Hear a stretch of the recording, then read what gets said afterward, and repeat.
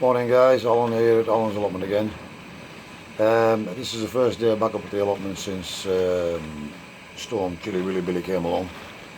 I was hoping to get away with things, but that didn't work out quite as planned. It could have been much worse, of course, but now we're being followed straight on the back of that today with Dennis the Flaming Menace or something, and it's absolutely horrendous out there. It's blowing a hooligan, it's pouring down with rain. Chilly Willy Billy managed to somehow rip the door clean off my polytunnel.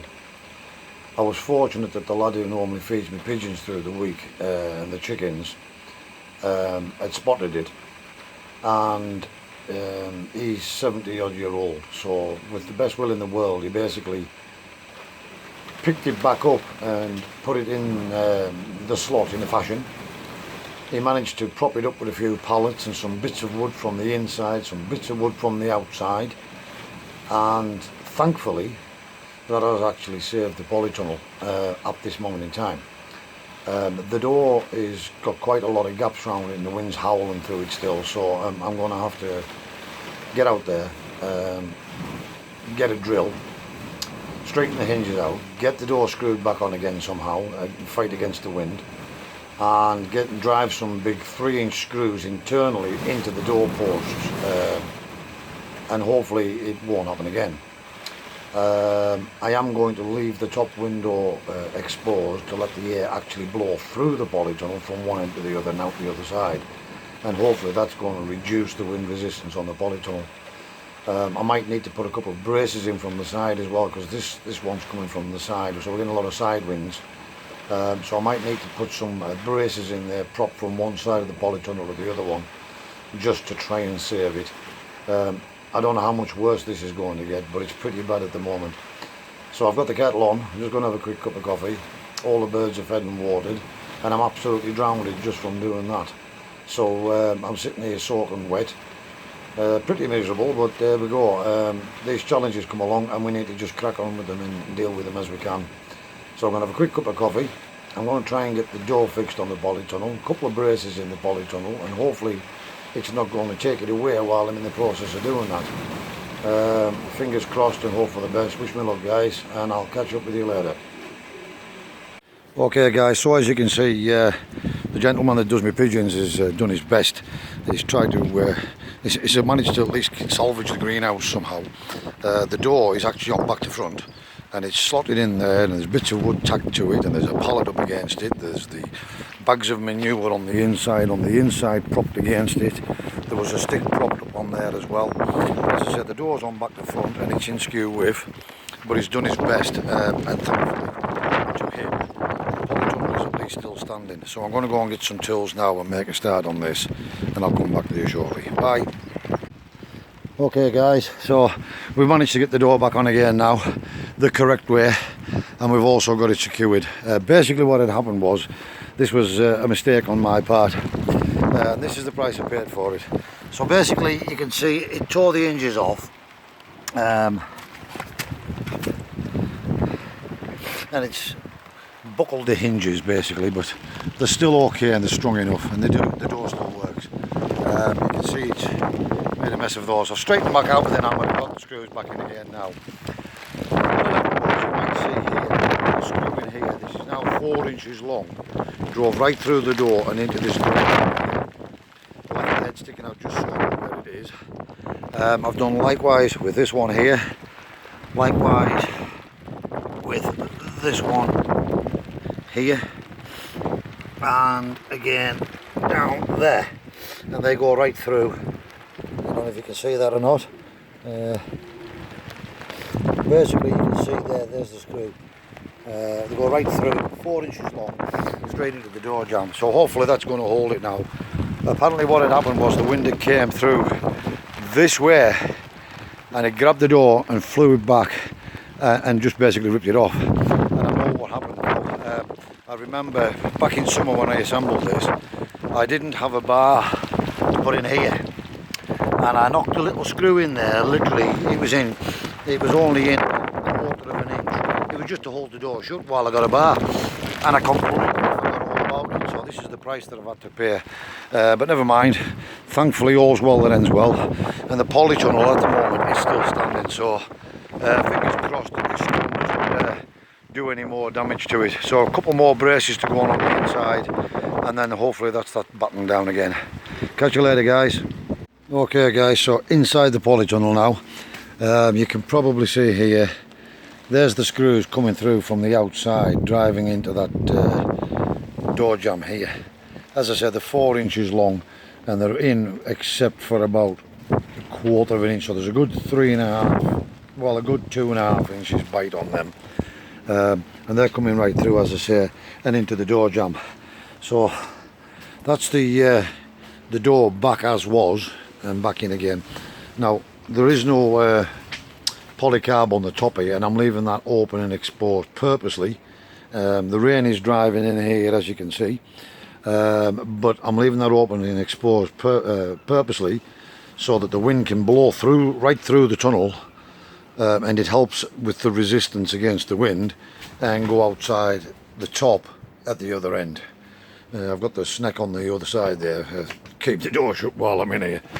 So yeah, so one other thing I noticed here as well, as a result of the wind rocking this about, these braces that are anchored down here into the bottom of the actual framing, which are scaffolding boards covered in visqueen, basically the screws have worked themselves loose, and so this is here, this brace here now, it's quite flimsy. So we're going to get some more screws in that, up at the top and down in the bottom, and this one here has actually came off altogether, as you can see, so we need some screws in there, and again likewise at the top. That'll just strengthen that back up again now. So that's the next job. We'll get on with that, and then we'll come back to you. Catch you later, bye. Okay guys, so this particular storm, it's actually coming this way, straight at the side of the polytunnel mostly. So what I've done is I've put this brace in here, which basically runs down to the visqueenated scaff board on this side, propped against that, ran up here to the side of the polytunnel, and in here I've actually put a screw straight into the polytunnel frame, the metal framing, just to stop this from lifting up or moving side to side, and that's quite solid and rugged there now. That will obviously provide quite a lot of support to the side, this side of the polytunnel. I don't have another piece of wood that I can prop this one with, unfortunately. I'm going to have a ratchet around now, see if I can actually find anything, just so we can get it done. But this particular screw does not go all the way through. It simply goes through the first layer of the metal framing. It's simply through this side. It doesn't go out right through and out the other side, for obvious reasons. I don't want to piece the plastic, but it'll always be there now. If ever winter comes again and we have more storms, at least I can put these chocks in here to try and minimise any destruction that gets done. So I'll go and see if I can find another piece of wood now, and see if I can get another brace in here, and pretty much just make it as secure as I possibly can, and then hope for the best. Catch you later, guys. Okay guys, managed to find another piece of timber. I had a brand spanking new lump of 3x2 laying in the shed where I have the coffee, and we've propped that up there as well. Screw in there, likewise we're doing with this side, a substantial lump of 3x2 there, propping the side of the polytunnel up. So with that in place, this in place, the bracing fixed on the bottom there and there, more screws in the top up there and there, and likewise we braced this up a bit extra. We put extra screws in there, extra screws up there, and the same on this side and this side.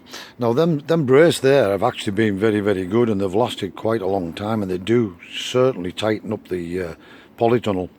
But we've had some really bad storms this winter, so yeah, Ironically, after I've done all of this, the wind has died down slightly, but I'm led to believe we're going to get a lot more and a lot worse as the night goes on, and possibly into tomorrow as well. So today's Saturday the 15th, so at least I've done everything I can in here now. The door's back on, it's secured. I know now,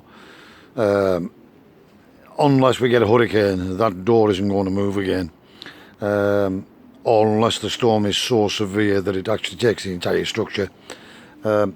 One bonus of all of this is that the pigeon lofts appear to be intact. Everything in the garden is still where I put it for the time being. And all I can do is keep my fingers crossed now that this storm doesn't do any more damage and the polytunnel stays. It's certainly got a better chance now than it had before. Lesson for the day: if you do a temporary job, make sure it is temporary and you go back and finish the job at the very earliest convenience. All because I didn't put a bar on that door at the end of summer when I put this polytunnel up. I paid the price by the wind tearing off the door cleanly, and it could have been so much worse had my mate who feeds the pigeons and chickens through the week hadn't had spotted it and done his best to prop it up and pretty much try and save the polytunnel, which he managed and succeeded to do. This could have been so much worse, and I'm just thankful and grateful that I had a second chance at trying to batten this hatch down. Okay guys, this might actually be the last clip before I go home. I'm going to go and have another cup of coffee now. I don't know if there's anything else I'm going to get done. The birds are all fed and watered. I don't know whether I'm just going to go and have an early finish today. It's my son's birthday party tonight, so I might just have an early finish today now knowing that this is secured. And if so, we'll catch you next week or tomorrow. Alternatively, the next time up here and getting something done. Just hoping and praying for a bit extra weather now. Me holidays, I've got next week to do at work, and then I get a full week and 3 days of the following week off, and I'm praying for some half decent weather there so I can get the beds down, get the cardboard down, beds down in the growing area, get the compost delivered, get that filled up, get this filled up, get the bark chippings down and everything. And just another little thing that I had a thought about there. Now, I haven't actually got a single thing planted. Well, now on the 15th of February, I don't have a single thing planted. But just for those people who are panicking, perhaps, because they haven't got anything planted, it's not too late. On your first year, if you're running behind like I am this year, get everything prepped and what have you for the end of February, if you can, even into the first couple of weeks of March. And you can always go to a garden centre and buy some ready bedded plants that have already been brought onto the stage that you would have had them at yourself. Yes, you're going to have to buy the plants, but at least you're not going to lose a full season. So it's worth bearing that in mind if you think that you're panicking and you're struggling and basically you think you're not going to get anything done this year and you're going to miss an entire growing season. Don't panic. That is my intention. Go and get a few plants that have already been brought on, and I should hopefully be able to catch the season back up again.